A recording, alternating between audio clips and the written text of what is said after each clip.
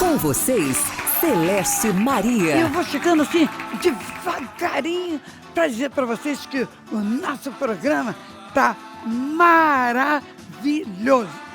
E que vocês têm que cair. Vou fazer surpresa. Surpresa para vocês com assuntos e músicas que vocês irão adorar. Não ouse sair daí, hein? Que nós já voltamos em um minutinho.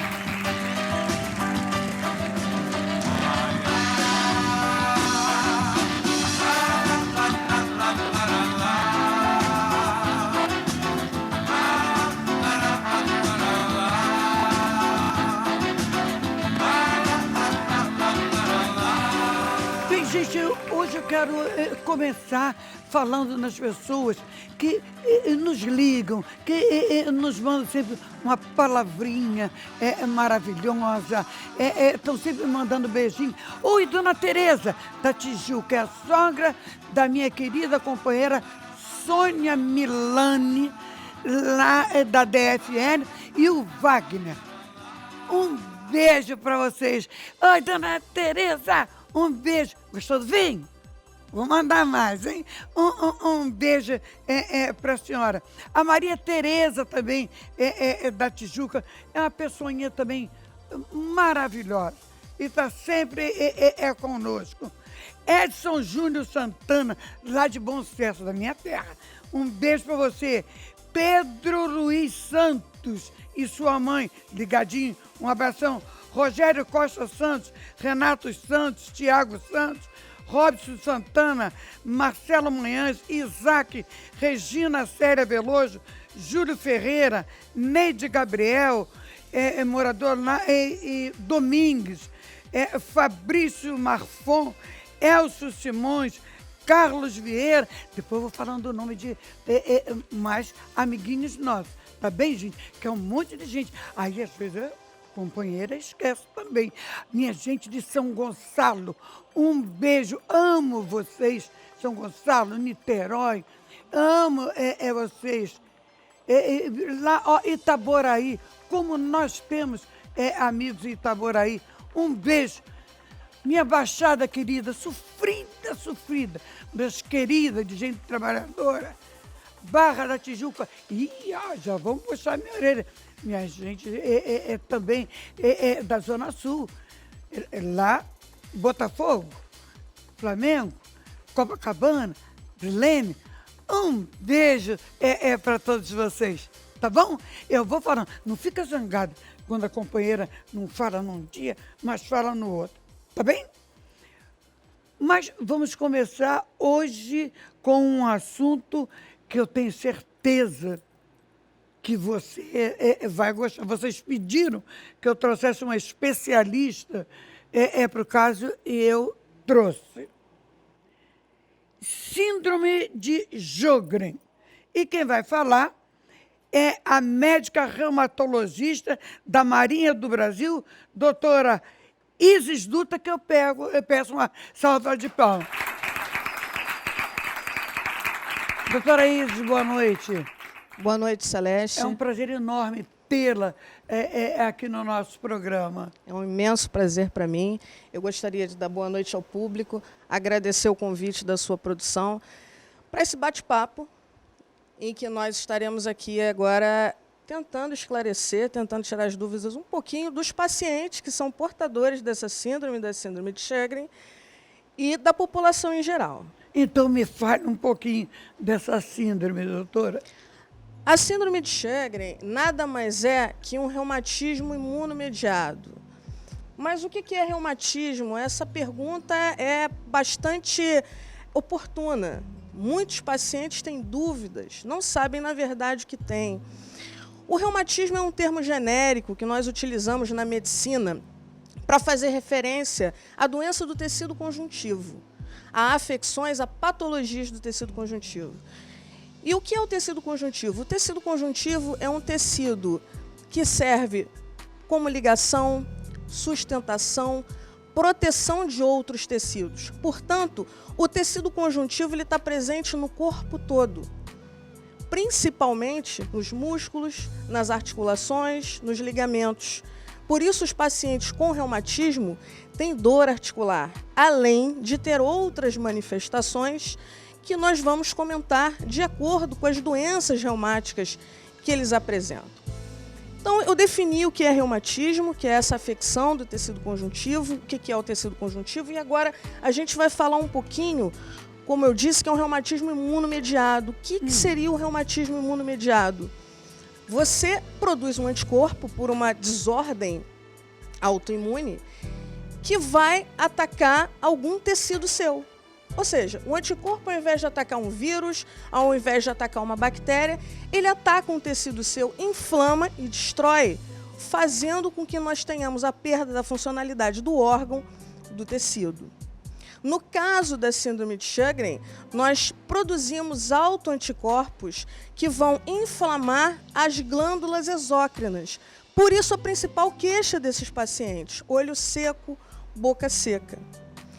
A síndrome de Sjögren, ela foi descrita na década de 30 por um oftalmologista sueco, o Sjögren, que viveu de 1899 a 1986. Então, a síndrome de Sjögren que a senhora está falando, ela também ataca a vista? Sim. Ela é o principal sintoma, é a principal queixa que os pacientes têm portadores dessa síndrome, olho seco e boca seca. Isso foi a descrição de Sjögren na sua tese de doutorado na década de 30. Posteriormente, né, por volta da década de 50, em 1951, ele publica um artigo associando o olho seco, boca seca à dor articular e, de fato, assim, ele descreve essa entidade clínica. Que loucura, doutora. Quer dizer, a boca seca... Bom, a boca seca é uma leiga, perguntando Sim, a senhora. Claro. A boca seca é aquela que nós ficamos a noite inteira bebendo água? É aí que a senhora diz, ou não? Os pacientes com mais idade, eles já vão, por conta da própria idade, perdendo a funcionalidade de algumas glândulas. E isso vai fazendo com que se diminua a lágrima, diminua a saliva. Mas existem algumas perguntas que nós fazemos um direcionamento para a gente saber se realmente aquele paciente trata-se de boca seca, olho seco e merece a investigação de síndrome de Sjögren. Essa doença, doutora, como nós podemos detectar essa síndrome de Sjögren? Como é que ocorre? É só com isso?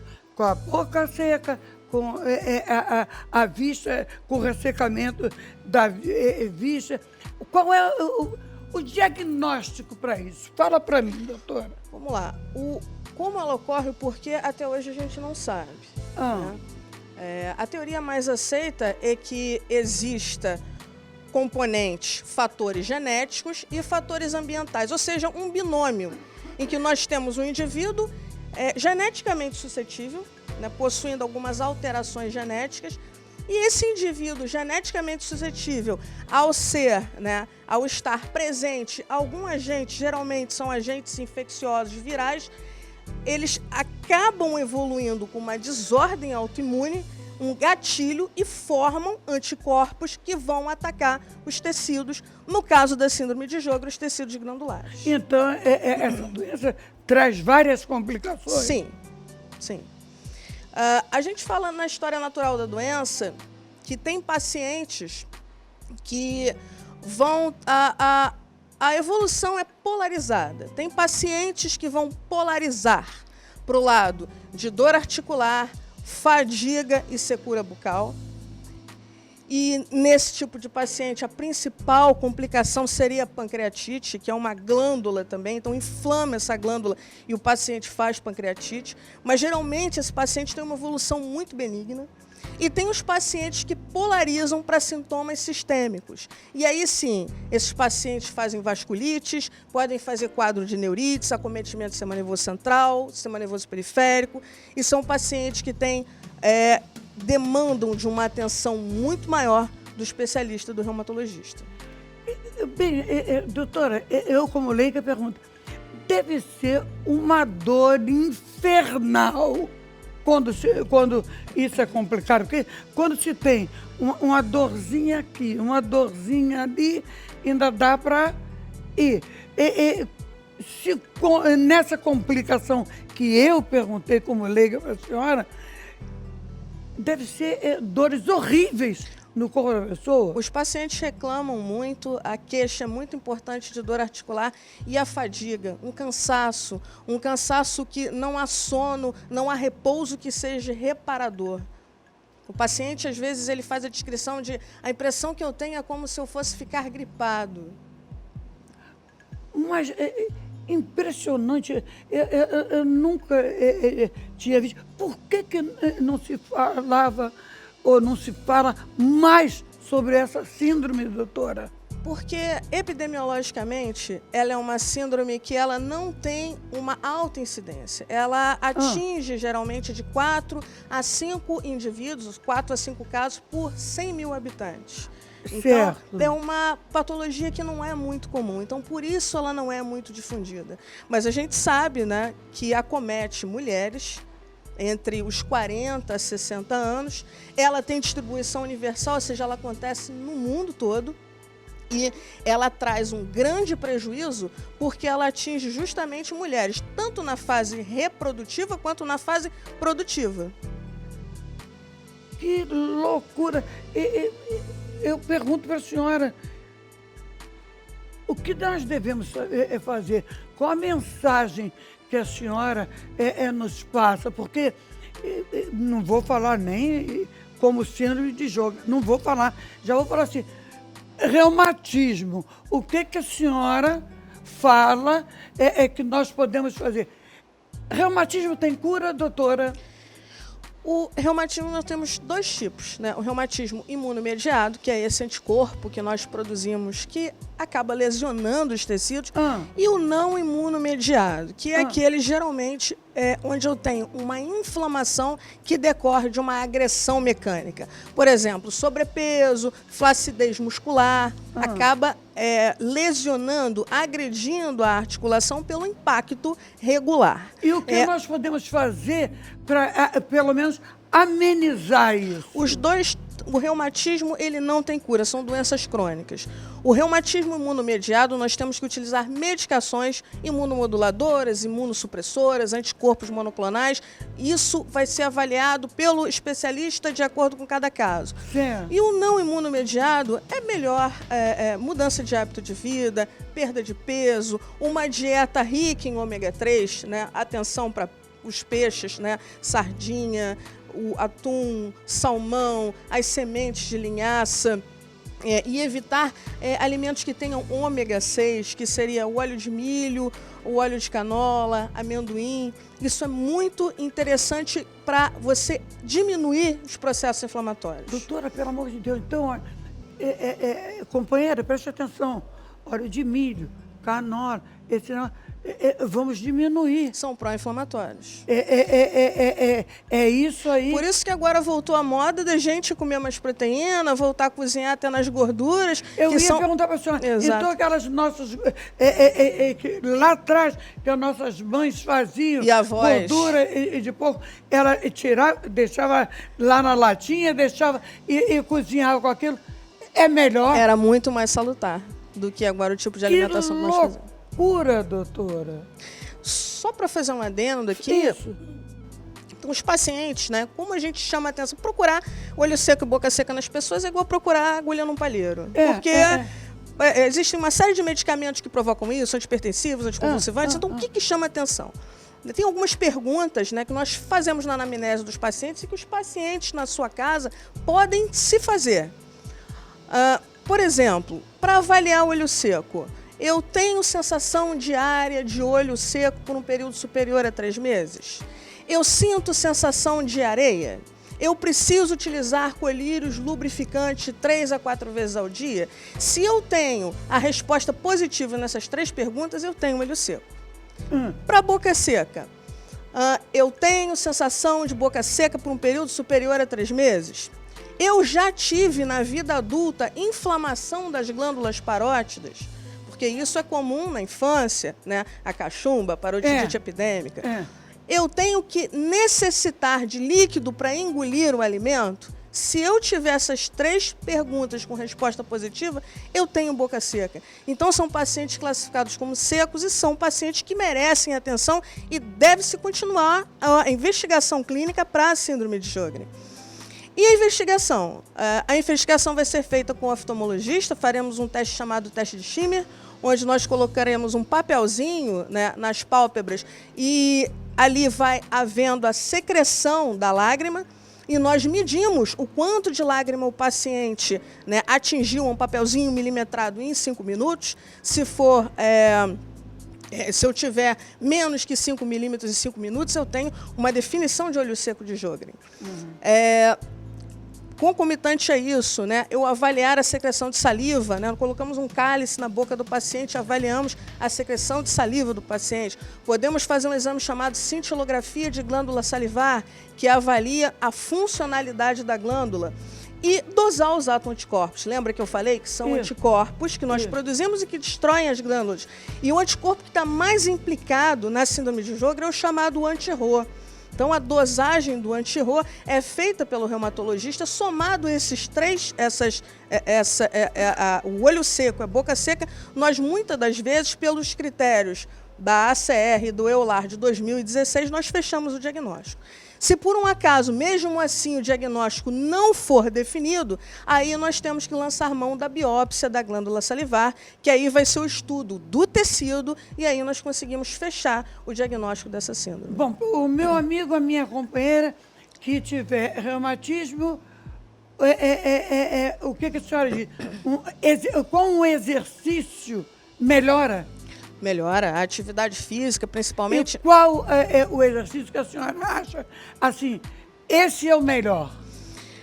Depende do tipo de reumatismo, mas pensando, por exemplo, nos pacientes que têm osteoartrite, o desgaste da articulação pelo envelhecimento articular, por impacto, atividades na água são bastante interessantes. Natação, hidroginástica, porque você fortalece a musculatura, porque você está fazendo uma força ali contra a massa de água e não tem impacto. Além de ser um bom exercício aeróbico que melhora a performance do miocárdio. Que maravilha. Doutora, promete que a senhora volta? Volto Agora, sim. Aí eu queria falar, sabe o quê? De artrose. A senhora também fala de... Artrose, osteoporose. Então, vamos fazer o seguinte... A senhora não vai prometer para a Celeste Maria. A senhora está prometendo... Para o público. Para o Brasil inteiro, doutora. Que a senhora vai voltar para nos falar isso, mas isso correndo. Sim. Está a promessa feita? Está a promessa feita. Então não é para mim, agora com a senhora com o público. Doutora, telefone, nós temos um telefone que podemos falar, redes sociais, tudo direitinho? Sim. Meu consultório, tenho 2 consultórios em Botafogo, né, no Centro de Reumatologia e Ortopedia do Rio de Janeiro, no CREB, que é 3182-8282, e o meu consultório na Barra, no America's Medical City Center, 3437-8903, e eu não tenho problema para dar o WhatsApp, eu respondo alguns pacientes, algumas dúvidas, que o importante é a gente estar tentando esclarecer. Eu posso dizer, a senhora está falando e está tudo aí na aparecendo. telinha, que eu queria, senhora, eu só quero a certeza que a senhora vai voltar. Volto, Celeste, com certeza. Porque foi maravilhoso. Eu só queria, para a gente encerrar, fazer um adendo aqui. Os pacientes portadores de síndrome de Sjögren, alguns acabam não tendo acesso ao reumatologista, são tratados por clínicos e se sentem, às vezes, com medo. Será que a minha evolução vai ser boa? No Brasil, existem vários blogs. Existe a Associação Lágrima Brasil, que é uma associação de pacientes portadores de síndrome de Sjögren. Essa associação é oficial, é reconhecida pela Sociedade Brasileira de Reumatologia. Entrem nos blogs, tirem as suas dúvidas, entrem no site da sociedade. O site da sociedade possui uma cartilha fácil de se acessar. Vocês podem pedir essa cartilha no domicílio, que ela vai ser entregue, ou então imprimir a minha, para poder estar exemplificando para os senhores agora de manhã, convivendo com Sjögren. Entra no site, imprime essa cartilha, tira suas dúvidas, que com certeza os pacientes de Sjögren, os pacientes com reumatismo vão ter uma qualidade de vida muito melhor. Parabéns para a senhora, parabéns para a nossa Marinha do Brasil de ter essa pessoinha especial. É isso que eu digo, viu, gente? Nossa Marinha do Brasil é essa coisinha gostosa que está lá e que está aqui nos ajudando. Já está prometido que volta. Está prometido. Um beijo no seu coração. Um beijo no seu, e Celeste. um beijo no coração dos meus amigos da Marinha do Brasil.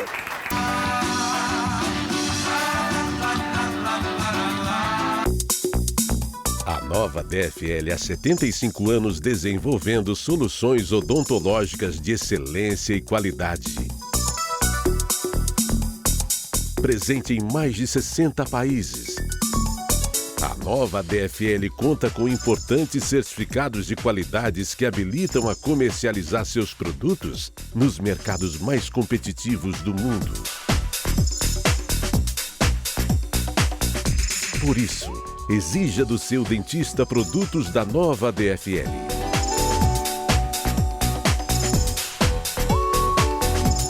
Qualidade, dedicação e desenvolvimento. Nova DFL. Soluções odontológicas traduzidas em sorrisos. Investimento seguro. Modal. Banco Modal. Investimento seguro. Bem, eu quero dizer para você, você é minha amiga, meu amigo, meu companheiro, se você vem ao Rio de Janeiro a passeio ou a trabalho, Novo Hotel Praia de Botafogo. Requinte atendimento 5 estrelas por funcionários capacitados. Espaço para convenções e eventos. Visual deslumbrante. E ainda um gostoso happy hour. Novo Hotel Praia de Botafogo.